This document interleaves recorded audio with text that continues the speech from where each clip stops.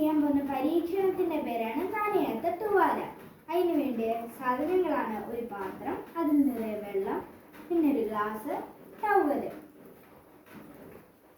ഇപ്പോൾ ഞാൻ ഈ തൂവാല ഡയറക്റ്റ് ആയിട്ട് വെള്ളത്തിലേക്ക് മുക്കിയാൽ ഇത് നനയത്തില്ലേ? നനയും. അപ്പോൾ നമ്മൾ ആരുടെ സഹായം എടുക്കുന്നു? നമ്മുടെ ഗ്ലാസിൻ്റെ സഹായം എടുക്കുന്നു. ഗ്ലാസ്സിലേക്ക് ഈ തൂവാല തള്ളി കൊടുക്കുക. അതിനുശേഷം വെള്ളത്തിലേക്ക് കമത്തുക. ഇച്ചിരി നേരം വെയിറ്റ് ചെയ്യുക. ഇപ്പോൾ നമ്മൾ എടുത്തിരിക്കുന്നു. എൻ്റെ കൈയും നനഞ്ഞു, എൻ്റെ ഗ്ലാസും നനഞ്ഞു.